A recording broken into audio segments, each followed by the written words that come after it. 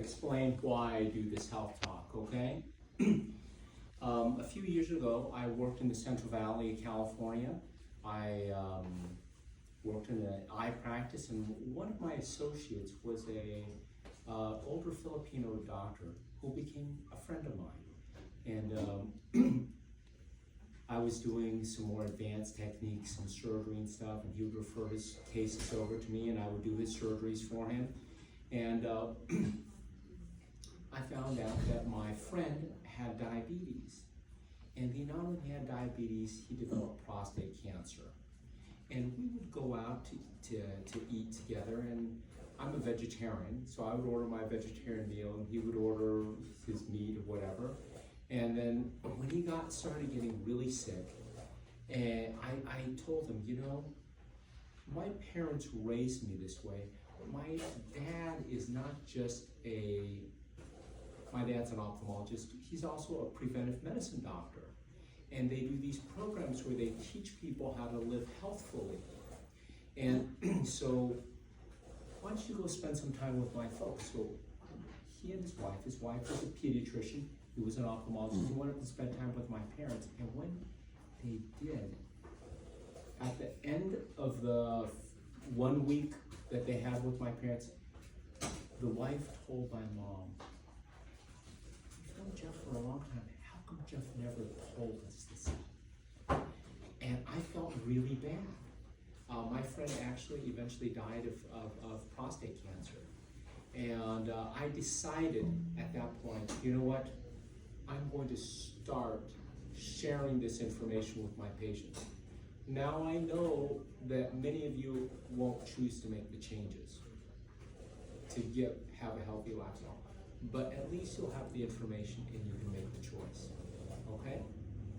Before we start, I'm going to have a little word of prayer to ask that God will be with us so that we can understand the things that He has for us to understand about. This is information that God has given us about health, and I want to just share it with you, okay? Dear Father in heaven, I thank you so much for this small group here that are gathered together to learn about ways that they can take care of their body. Lord, you've told us that our body is a temple of God, and that we need to take care of it. So I just pray that as I give this information, that it will be understood, and that then they can make a choice as to how they can live or how they want to live. We ask these things in Jesus' name. Amen.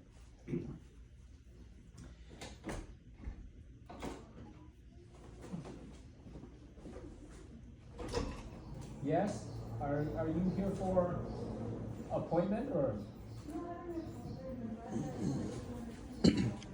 Oh, not another time. Thank you. Sorry about that. All right. You know, a lot of people we all have family that have had, health problems, right? How many of you have a family member that has diabetes? Okay, pretty much everyone, right? Just here for my dad. Can I listen to? Absolutely, I want you to listen. I'm glad you're here. Thank you for coming. Anybody have a family member with cancer, or know somebody with cancer, and or had a heart attack or stroke? You know, people say, my uncle, he had a stroke. That's too bad. Or my dad had a heart attack and died, or so-and-so has diabetes, that's too bad. What I want you to understand, and the goal of this lecture is to tell you that your health doesn't just happen.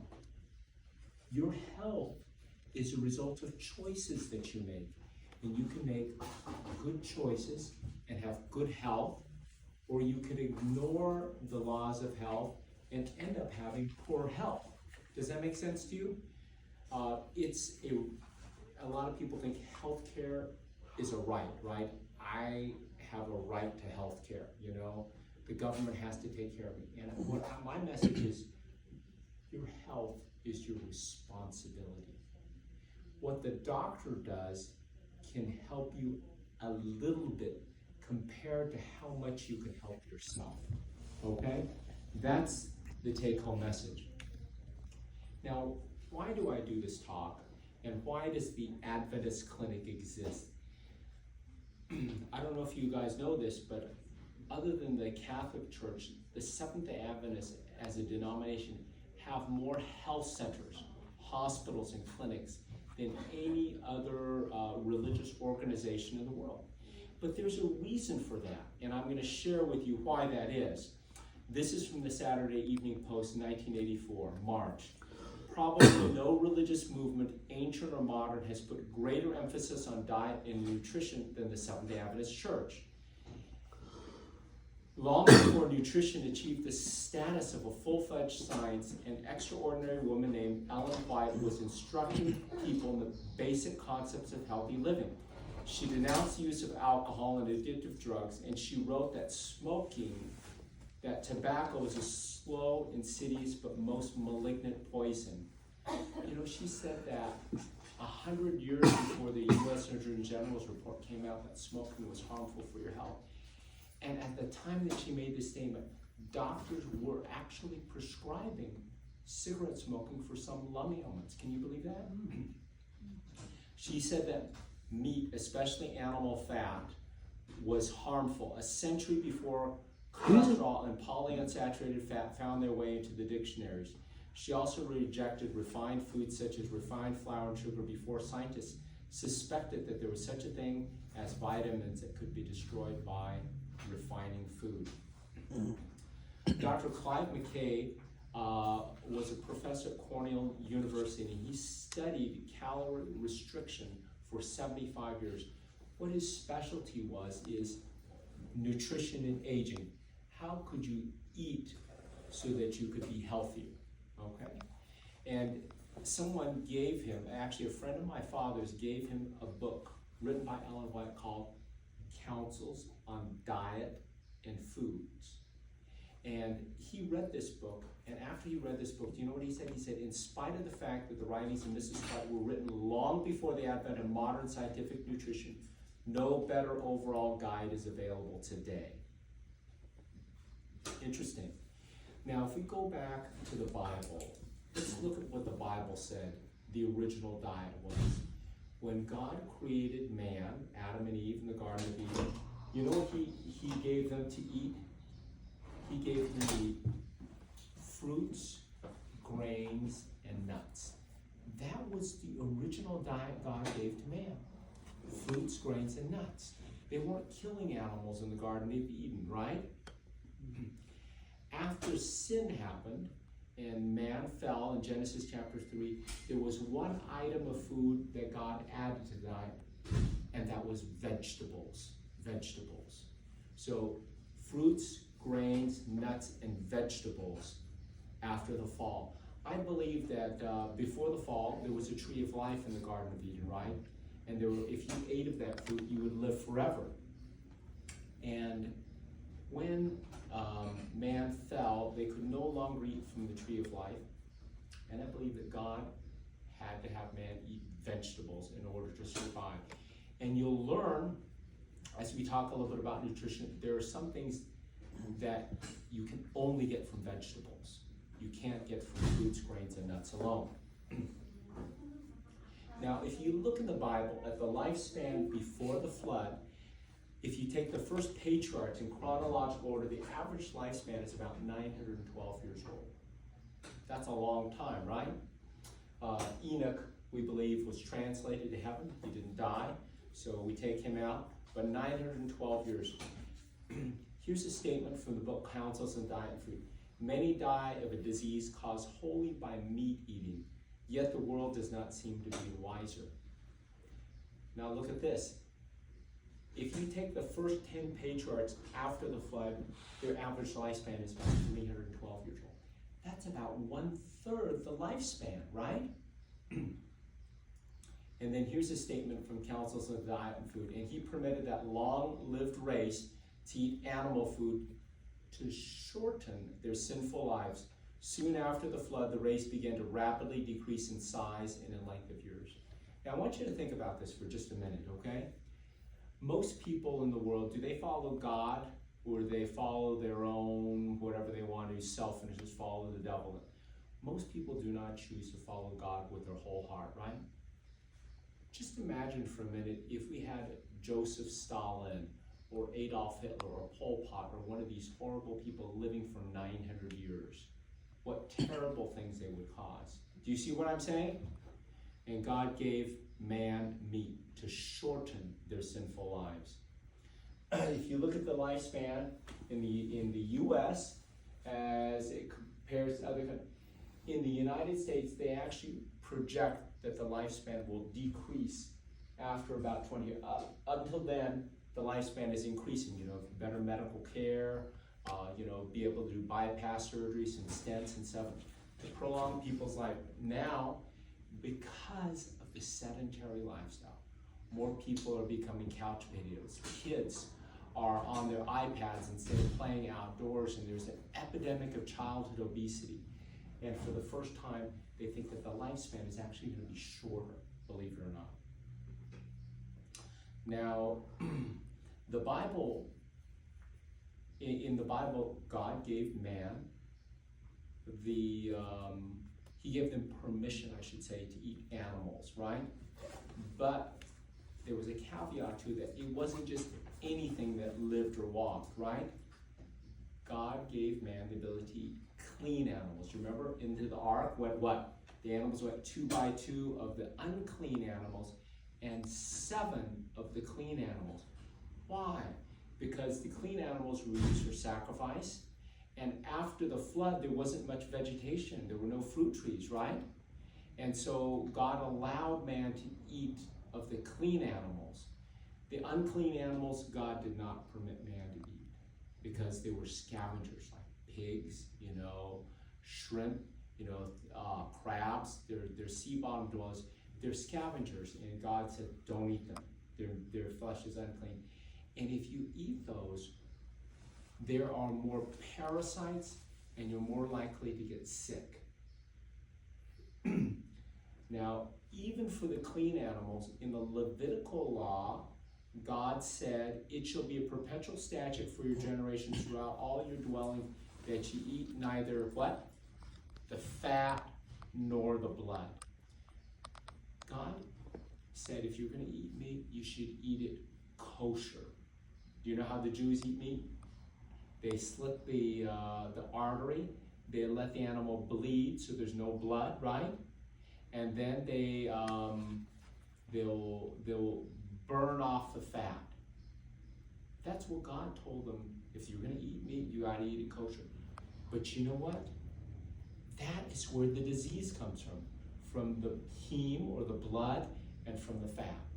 If you were to eat meat and you had to eat it in limited amounts, if you ate it kosher, it's not that unhealthy. It's protein. But guess what? When you take away the fat and you take away the blood, you also take away the taste. So the meat doesn't taste the same. You can flavor it, so it tastes good, but I'm told that if you eat meat without the fat and the blood, it tastes like raw shoe leather, okay? Now, if you look in the United States, what's the number one killer in the United States? Anyone have a guess? Heart disease. Very good, very good. Cardiovascular disease is the number one killer, okay? What is the next most common cause? Cancer. So heart disease and cancer. In fact, if you take heart disease, cardiovascular disease, hypertension, stroke, and cancer, it accounts for more than 50% of all the deaths, about 50%, okay?